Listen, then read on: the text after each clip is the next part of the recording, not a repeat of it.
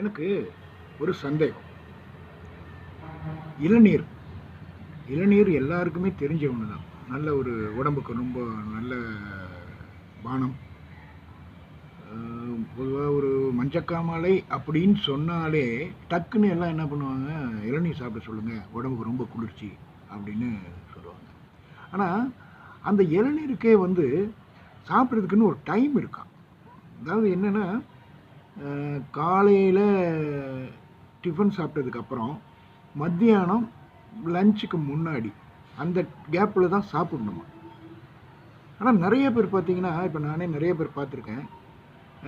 காலையில் வாக்கிங் போவாங்க, ஜாக்கிங் போவாங்க, எக்ஸசைஸ் பண்ணுவாங்க, எல்லாம் பண்ணுவாங்க. பண்ணிவிட்டு வந்து வெறும் வயிற்றுலேயே இளநியை சாப்பிட்டு போவாங்க.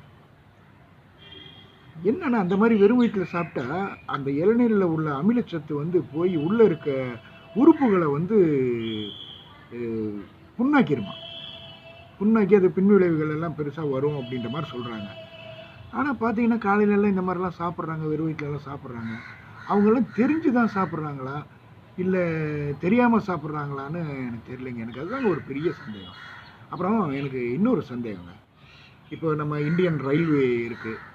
இந்த ரயில்வேயில் பார்த்திங்கன்னா, இந்தியா ஃபுல்லாக எத்தனையோ ஸ்டேஷன் இருக்குது, எத்தனையோ ட்ரெயின்கள் இருக்குது, எல்லாம் இருக்குது. இப்போ ஒரு இடத்துலேருந்து கிளம்புச்சுன்னா பல ஸ்டேஷன் எல்லாத்தையும் தாண்டி தாண்டி தாண்டி போய் சேர வேண்டிய இடத்துக்கு போய் சேரும் ட்ரெயின். அதோடைய வேலை அதுதான். ஆனால் எனக்கு தெரிஞ்சு ஒரே ஒரு ட்ரெயின் மட்டும் ஒரே ஸ்டேஷனை 2 தடவை கிராஸ் பண்ணலாம். எந்த ட்ரெயின்னா நீலகிரி எக்ஸ்பிரஸ். அதாவது மேட்டுப்பாளையத்திலிருந்து சென்னை வரைக்கும் செல்லக்கூடிய இது நீலகிரி எக்ஸ்பிரஸ். அதே மாதிரி சென்னையிலேருந்து மேட்டுப்பாளையத்துக்கும் வருது. டெய்லி ரெகுலர் இருக்குது அது.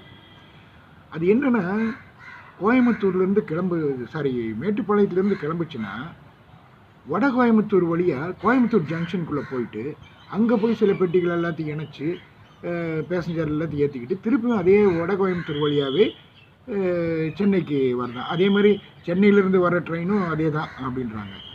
எனக்கு என்ன சந்தேகம்னா, இந்த மாதிரி வந்து ஒரே ஸ்டேஷனை 2 தடவை கிராஸ் பண்ணுறது ட்ரெயின் இது மட்டும்தான் இருக்குதா, இல்லை இந்தியாவில் வேறு எங்கேயாவது இருக்குதா அப்படின்னு விவரம் தெரிஞ்சவங்க யாராவது இருந்தால் எனக்கு கமெண்ட் பாக்ஸில் கமெண்ட் பண்ணுங்களேன் ப்ளீஸ். எங்க ஒரு நிமிஷம் இருங்க, எனக்கு இன்னும் ஒரே ஒரு சந்தேகம்.